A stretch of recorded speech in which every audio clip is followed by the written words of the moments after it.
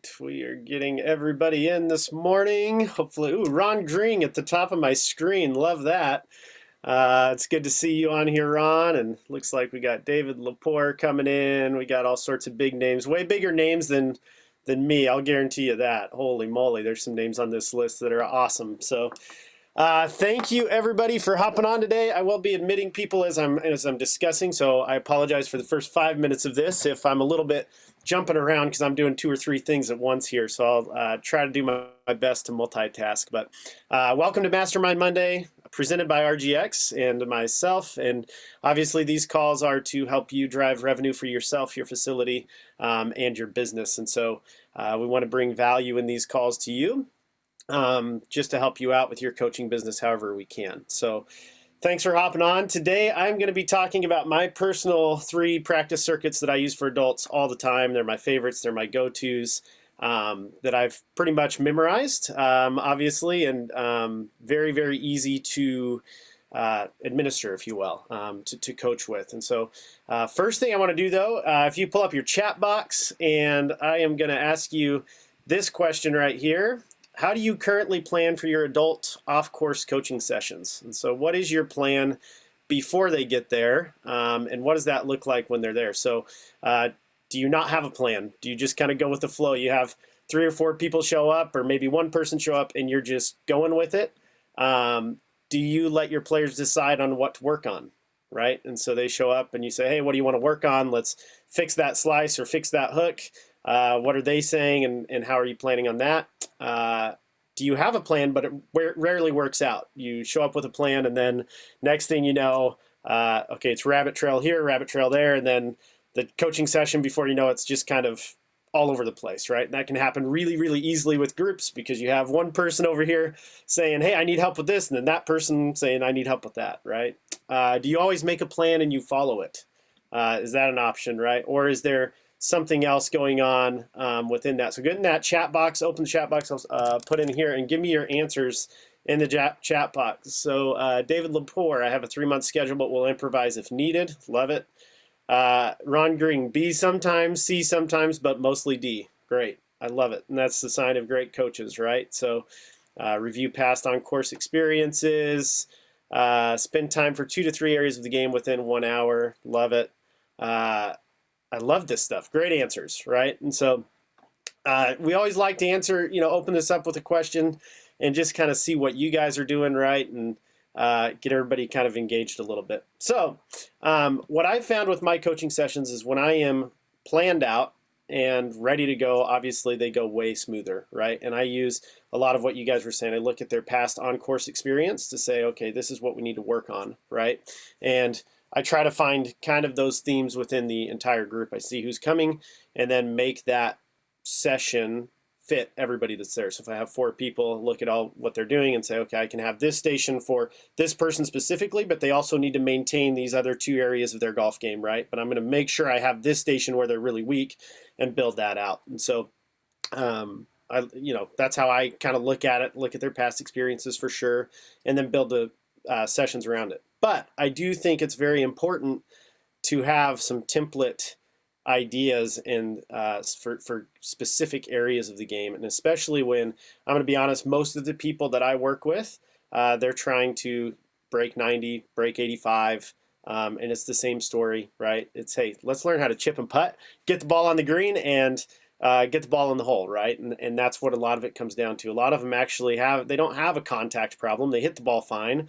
Yeah, we might calibrate, where they aim a little bit, and say, hey, you got a slice, let's aim left and get it to go, to the middle of the fairway or whatever it is, right? And so, so my first circuit, right? And I like to think of these as circuits. So when I'm coaching, I'm trying to get further and further away from a lot of technique. Now, path and face, yes, always work on that and make sure, okay, path and face are lined up so we can get the ball started and going where we need it to go. But beyond that, it's training. And I think of it as training circuits. If I was to go to the gym and I'm doing a leg day, okay, I'm going to do squats, right? I'm going to do lunges. I'm going to do 5, 6, 7 different workouts on my legs, right? Calf raises, whatever it is. And so I look at these as circuits and having stations set up. So my putting circuit, the first thing I start with is, okay, we need a path and face station. And so I use Well Putt or Well Stroke, if you've ever used that. It's one of my favorite putting mats. Obviously, there's thousands of variations of this. I'm sure you could just set up tees in the ground, right, and get it going and explain, hey, there is an arc to the putting stroke. And then based on what I see and the feedback that I get as an instructor from behind them of are they arcing it, or do they have this straight back, straight through thought process in mind, I make adjustments, right? It's like, okay, if they've got a really, really wide arc and that club face is swinging wide open and closed a lot, hey, you know what? I might just raise their hands a little bit at address and say, we need to feel this through there, right, to tighten that arc up. All sorts of things to do, and just to get them started rolling the ball a little bit closer online. And so I know they're rolling the ball online once they've done it 5 or 10 times in a row and they've rolled it through that gate. You can see up here the 2T gate in front of them. If they can roll it through that 5 or 10 times and they're trying to break 9, we're good enough. Now let's go learn how to read a green and get some speed control and all that, right? And so one of the second stations I set up, and this is for green reading, and I got this, guys, I'm going to tell you, don't recreate the wheel. There are so many people out there that have great ideas. I got these from, I'm just being very honest, got them from Dave Pell's, I think it's Dave Pell's Putting Bible, or it's one of his, putting short game Bibles or something like that. And this came out of his putting thing, and it's 12 putts in a 3-foot circle, right? And I want to make sure they make those putts, right? We can't miss 3-footers. We all know that to score. And so the lines from 12 o'clock and 6 o'clock, and I'm going to tell you some different variations of this we can do. Those lines are just straight putts. So straight uphill, straight downhill. That's our fall line. And then they're going to get, putting right to left to right, uphill, downhill. They'll get all the putts, just like we all know as coaches. It's nothing. I'm not telling you anything new here. I know you guys all know this. But I make sure, hey, on every single putt, you're lining it up and you're reading the putt. It's not just go and clock through them. Don't just go hit 12 putts in less than 2 minutes, right? This should take you 10 to 15 minutes to complete maybe 2 cycles. I like to say 1, right? It's like 1 to 1.5 cycles of this should be 10 to 15 minutes, and I let them know that, right?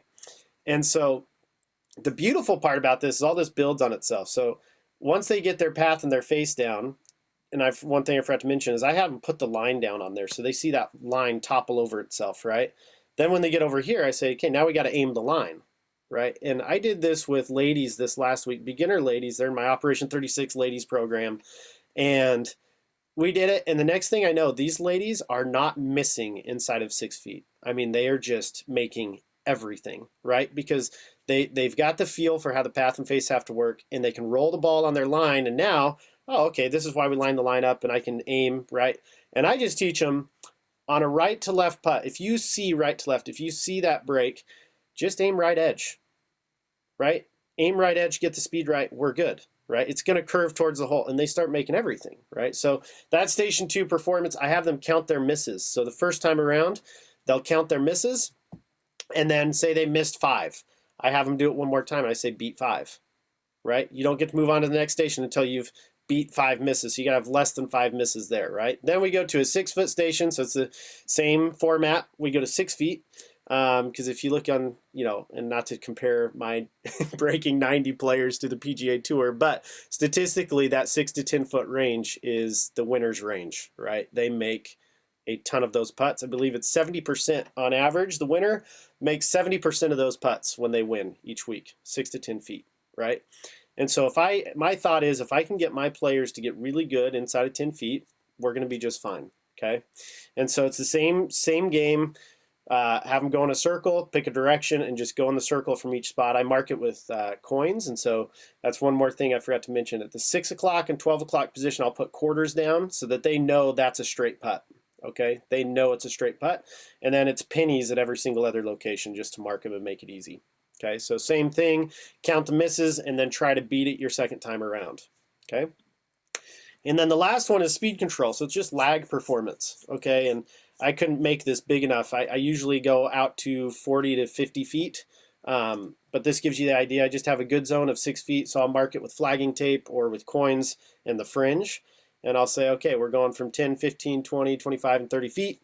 And we'll go through that twice, count your misses, and let's see if we can beat it, right? And so they get the idea of each station. It's always count your misses, always try to beat it, right? And it's all performance-based. Now, I am not changing a ton of technique during the second, third, and fourth station. It's all pretty much in the first station where I say, okay, let's get this fundamental down, tighten up your arc, tighten up the face, make sure we're good there, and then let's go get feel and learn how to read a green and get speed. Okay, so that is the generic putting circuit that I do, and start out a lot of my groups start out with this. It might be the first or second practice session they come to. That's the circuit we go through, right? And I explain, hey, if we can get the ball inside, if we can make, say, 10 out of 12 putts on our 3-foot performance, right? Then all we got to do is lag the ball inside of that, right? And we're going to be making a ton of those putts. And so then, it all kind of builds on itself in that area. And so that's the putting circuit there. And again, if you guys have any ideas on this, throw it in the chat box, right? This is group environment. Let's all learn from each other on how you can add to this, add, take away, whatever it is, right? And so the name of that putting mat, Ron, I see your question there. That is the Well Stroke putting mat, or Well Putt. And also another one is Vizio, I believe, makes a putting mat similar. I just like this. It's very visual, easy to use, and so love that putting mat. Okay, so now we're going to go into my short game circuit. And again, I got this from, I adapted it for my own a little bit, but it's the basic principles out of the Short Game Bible from Dave Pelz. And if you look at his short game stuff in the back of the book on his short game evaluation of what is your short game handicap, all of these drills come straight from that book. So it's not, I don't want to take credit for something that's not mine. I just use it. Okay. And I want you guys, it's a great tool to use. And so I'm going to try to, hopefully this works. So bear with me. I'm going to click on this and hopefully it shares my screen. Can everybody see this new screen? Ron, can you see it? Give me a thumbs up because you're in there. Okay, great. And so I did build these diagrams, but again, they're just kind of a copy out of the book. I just built them for myself. Okay. And so what it is they're going to come and they're going to hit 10 shots on an 8 to 14 yard chip shot. Okay. And I'm going to set up, and again, I'm already going to have all this set up. So if you think of this stuff too, it's how all this can build on itself. I could have that 3-foot putting circle and the 6-foot putting circle marked with coins. And then once there, I could say, hey, let's do the 3-foot and 6-foot putting circle. And now let's go to do our 8 to 14 yard chip because it's all set up. Their target is there. They can keep track of score really, really easily. And they're going to hit 10 shots. And the first time I have it, I let them choose the club the first time, right? And I say, hey, use your favorite club to chip with. And inevitably, I would say 1 out of 10 people choose something less than a 52 degree, right? I mean, 9 out of 10 usually choose a gap wedge, sand wedge, or a lob wedge. And I have them do it, and you know how it goes. They skull it, they thin it, they hit it fat. But the goal is to hit their shots inside this 6-foot circle or the 3-foot circle or a make. And here's the scoring system, right? So shots outside of 6 feet are 0 points. Between 3 to 6 feet is 1 point. Inside of 3 feet is 2. In the hole is 4 points. And feel free to screenshot this, you guys. I want you to use it. It's great, great information. And then their scores will relate to their handicap, okay? And so all of a sudden, you can identify weaknesses within their short game. So it's not just chipping and pitching. It's not a general chipping and pitching. It's like, no, you're actually really good from 8 to 14 yards, but maybe from 15 to 30 yards, they're really terrible, right? And so they go and say it's a 15 handicap that comes to me, and we'll just use the 8 to 14 yards here, and they only score 5 points. Well, they're playing that 8 to 14 yard shot to a 24 handicap. That's how you could view it, right? So it's like, hey, we need to improve this by 4 shots, right? By 4 points next time you do it. How do we do it? And so as a solution-based, results-based coach, you should be thinking, how do I get them there the quickest? How do I do it now? How do I get it before they leave today? How do I get them to this 9-point game, right? For me, it's real simple. It's like, hey, let's get an 8-iron in our hand. Let's get a 9-iron in our hand. And every single one of them, next thing you know, they're making 12 points and they're doing better than their actual handicap. And they improved. And so then they buy into that thought process, right? So that's drill number 1 of the short game. I'm going to see if I can come back to Let's see here. There we go. And then drill number 2, it's the same thing. I'll just open it up so you guys, if you want to view this and screenshot it, you can. But it's the same concept. 15. It's only 15 to 30 yards away, not just 8 to 14. Okay, so it's 15 to 30. The handicap structure changes a little bit, but you can look at this. And again, this is from Dave Pell's Short Game Bible, so you can also buy that book. And this scoring system is in the back. Okay. One objection I've had from a lot of coaches that I've shown this to and bounced ideas off of is, man, but expecting a player that's shooting in the 90s to hit it inside of 6 feet, isn't that too high of an expectation? My thought is, well, let's train hard, play easy, right? Train hard, play easy. If they're going for 6 feet, they might get it inside of 10 feet, right? And the scores won't lie. It's like, yeah, they got one inside of 6 feet and they're 38 handicap. That's accurate. Okay, but at least it gives them something to go off of and strive to achieve. Okay, and then the last one is I'll let you screenshot this one again for the handicaps and everything. It's a 10 to 20 yard pitch shot, and there are actually 9 different shots for the short game handicap. I'm just showing you 3 of them. These are the 3 I use the most often that I find the most beneficial for my players. But it's all from 70 yards and in, and so. Again, if you need that stuff, it's Dave Pell's Short Game Bible. It's in the back of that. I think it's fantastic for, you could use this for a short game assessment, right? Start selling a solution of, hey, come in for an hour and 20-minute short game assessment, and you go through all 9 shots. You have them do all 9 shots, and then you can create this real simple, report, if you will, that says, hey, you're really strong in 8 to 14 yards, 10 to 20 yards, but from 40 to 70 yards, you are very, very weak compared to your handicap, right? And so you can send them those reports and just get it done, right? And so those are great assessment tools, great practice tools. You can build your programs around all that. And I think it's just fabulous. I've seen players take this, and I use Coach Now, and they take this, and next thing I know, they're practicing on their own, and they're constantly striving to beat their previous score, and they'll post it in my Coach Now, be like, yes, I beat my 10 to 20 yard pitch shot, right? And I beat my previous score, and they're just pumped about it, and it's like, man, if we can get players to get motivated and inspired that way on their own game, how much quicker are they going to get better, and how much quicker are they going to be reaching their goals, and how much value does that bring to your programs, and how much value does that bring to your facility, because now they're spending a lot more time at the facility, right? And so just thinking through, some of this stuff that way. So that's my short game circuit. And so I can use that for an hour to an hour and a half practice because they'll be spending time on there doing, because I have them do each one of them twice at least. Right? And I tell them it's pre-shot routine on every single one. It's just like we're on the golf course. You have to apply the pressure. You go through, the game is a game of tension. It's not a game of technique. We've all heard Will say that, right? And it's so true, right? I mean, it's why I go shoot 75 in a tournament and 67 on the weekend when I'm playing with my friends, right? It's tension. And so if there's anybody that knows that, I know that pretty well in my own game. So hopefully I'm not the only one. But you can go through that stuff. They can do it 2 or 3 times and just make it super fun that way. One thing I do want to go back to, I'm going to go back to this putting circuit and give you one more idea. And you can get this again out of the Dave Pell's book. You can do this as a match play format. And so if you're looking to create some community and a lot of fun, is you would have one player start on the 12 o'clock position, one player start on the 6 o'clock position. They putt 1 ball each. The person that makes it wins the hole, right? The person that misses it loses the hole. They're 1 down. They go to 11 and 5, so they'll rotate. And you just do a match play competition that way, and they hit all 12 putts, okay?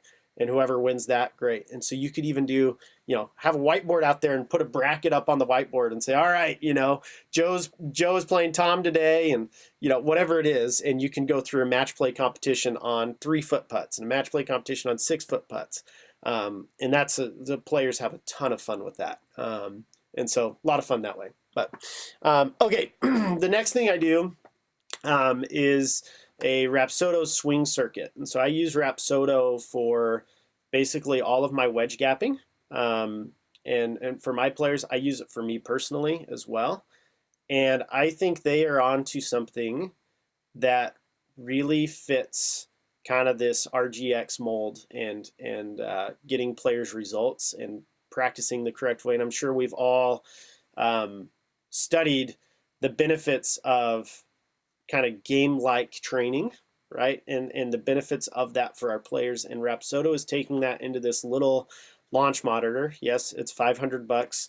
I'm going to buy 3 more this winter for my programs so I can set these up and have them all. I only have 1 right now, but this is the future of my swing circuit, okay? And because, again, the players that I want, that I coach are trying to break 90 and break 85. If they just have an idea, just a clue of how far they hit their clubs, they will hit better shots, be closer to the greens, and be able to get up and down a lot easier, right? But right now, they're 35 yards off of what they actually think they hit their clubs, right? Or oh, I hit it 150. Well, you actually hit that 120, right? And so teaching them that and giving them that feedback. And so the beautiful thing about Rapsodo is, to me, the reporting that you can give to your players right after a session, right? And granted, right now they don't have a way, and I'm just going to be very honest with you, they don't have a way to like a coach's portal, right? Where you could say, okay, I'm going to put Ron in there, I'm going to put Michael in there, and then Jennifer, I see you, Jennifer Barnsley, you're on my screen too. So I'm going to put those players in and then just send them a report from my coach's app, right? It would actually have to be Jennifer has to have the app, Michael has the app, Ron has the app, and they use it on my launch monitor, but then they have access to all that information all the time, which I like personally too. So it's like I could just tell my players, download the app, come to practice, right? Download the Rapsodo mobile launch monitor app, come to practice. And they set it on the launch monitor, they use it, and it's all their data in there. Here's a great report. This is one of my favorites to show players, right? Okay, this is my numbers from one of my practice sessions early in the year. This was spring, so guys, don't judge me, okay? Maybe I'm just not the best player. But look, my low with my 60, the shortest I hit it was 77 yards. The furthest I hit it was 99. And the average was 83. And so I can start to show that to my players and say, why would I ever choose, like, I'm going to figure out not just where the pin is. I'm not going to just figure out the number to the pin. I'm going to figure out the number to the front of the green and the back of the green. And then I'm going to go to this chart and figure out which club fits that, right? So if I have a number 77 to the front and 99 to the back, I'm hitting my 60 all day. Because I know I'm not going to hit it shorter than 77, and I'm not going to hit it further than 99, and I'm going to end up somewhere in between. I'm going to be at least on the green where I can 2-putt, okay? And so this is the first thing I do is set them up on that, get them rocking on wedge gapping, distance gapping. They can go through all their clubs, right? I use it mostly for wedge gapping, from 52 pitching wedge, 56 is what most of my players carry. And so once they're done with that, then I send them over to the Rapsodo Combine. And now this is what I was talking about with the game-like training, which I love. And it's just a better practice session for players, is they get on there and it will automatically recommend the distances that they have not practiced, okay? And so it'll come up with 2 distances, and it'll say, so for mine, right now, mine is 50 yards and 163 yards. And so for the 50-yard shot, I get to choose the club. So I'll choose the 60 for that shot, or the 54 in my bag. And then for the 163, it recommends that I use my 7-iron based off of previous practice sessions, because it's tracked all of my previous practice sessions in the clubs and the distances that I hit. So then I'll hit those at 163, and then so it'll go 2 shots at 50, 2 shots at 163, 2 shots with a driver, okay? That is game-like training. That is better than somebody taking a 7-iron and pounding a 7-iron ball after ball after ball after ball. It's constant change. They go through that circuit. I believe they hit 8 shots with each club, so 4 times. Takes about 20 minutes to go through the whole thing, okay? At the end of it, it will give them a report that says, hey, you scored 85 this round. Out of 100, 100 being a perfect score, you scored an 85. And then it'll tell them where they're weak, where they're strong, compared to their handicap range. And so when they go in there, they're like, my handicap range is from a 10 to a 15. Okay, well, you scored really well in the 50-yard category, but not in the 163, not in the driving, right? And so they can start to now, instead of comparing themselves to tour players, okay, no, let's compare where we currently are against other players. So I'm telling you, if you guys haven't used this yet and you want something to organize your full swing circuits, this is amazing. I'm telling you, it's just fabulous. And so I couldn't recommend that enough. And obviously, while my players are doing this stuff, I set aside a little bit of time. Obviously, hey, let's look at fundamentals. I tell people I'm a fundamental swing coach, and then I am a performance-based coach. Like, we get the fundamentals, and then we go play golf. I don't overanalyze the golf swing. I've seen guys, and I play with pros all the time, that we all do it different, and we all get the club back to square somehow. So as long as we can do that, we're good to go, right? And so that is my Rapsodo swing circuit. I'll open it up real quick. I can take probably one or two questions. We've got just a couple minutes, and then we'll kind of close this thing out. So if anybody wants to unmute, go ahead and ask away there. So, man, you guys might be taking it way too easy on me here. So, Bo, I had a question. Yeah. Go ahead. How long are your practice sessions for? How many players are you maxing that out at? Yep. What have you found to be the best days and times to run it for your players, and what do you charge? Yeah. So my practice sessions are an hour to an hour and a half long, and that's what I tell players. They'll last anywhere from an hour to an hour and a half. Those are my off-course sessions, and I'm trying to get more and more on-course. As far as the days and times, I think that's going to be different for everybody. This is the first year, and you guys might all laugh at me. I've taken Saturdays and Sundays off. I don't work at all on Saturdays and Sundays. And Monday through Friday, I play pro-ams Monday mornings, and so I don't work. I only work half of Mondays, right? And so it's really half of Monday through Friday, off Saturday and Sunday. And so by doing this, I've built a clientele that is available during my hours of operation, and that's how I look at it, right? And so, but I'll tell you, my practice times are Tuesdays and Wednesdays from 10 to noon. And then Fridays, about every other Friday, I throw an availability in there from 10 or 11 o'clock to 1. And that's just where I put it. And they show up. My ideal player to coach ratio is 6 to 1 for the off-course stuff. I do 6 to 1. During those on-course, I do a 3 to 1 because I love to play golf. Like, look, I want to be in the group and I want to play, right? And so I go play with them, and there's 3 others in there with me, and that's what they're doing. And then what I charge, so the off-course practice sessions, so the hour and a half is what I take. So the way I do it is I just say, hey, I want to make $250 an hour, right? And so I multiply that 250 times an hour and a half, and then I divide it by the players that are there, and that's what we charge. And that's the price set. Now, sometimes I only have 3 players show up. That's okay, right? And I've already captured my income because I'm results based, and I tell all of my players that. I say, look, I had a guy the other day. I signed up. I think it was $1,200. Yeah, it was. Yeah, Devin, and he wants to break 90. He's currently shooting 100. I said $1,200. It's going to take 6 to 8 weeks.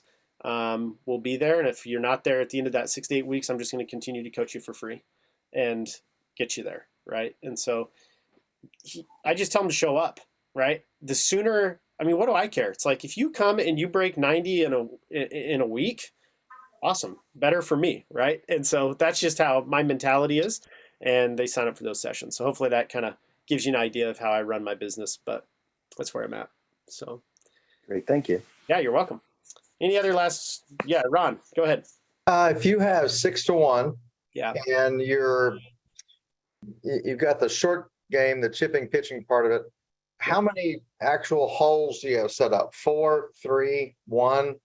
I kind of, so typically I see how busy the putting green is, because I'm in a public facility, so I have to work around that, right? And so the least amount of holes I'll have is 2, and I would say the most amount of holes I'd have is 4. Ron. So most of the time I'm at that 3 mark, which works fine because I can put 2 players at each, and they get to visit a little bit and do all that. And then I set up on one side of the putting green, and I'll set up stations marking, okay, here's the 8 to 14 yard, here's the 15 to 30 yard, and we'll do it that way. So yeah, great question. So, well, if that's it, guys, hopefully you've enjoyed today's call. If there's any way that RGX can help you guys, scan that QR code, go to rgx.com/explore.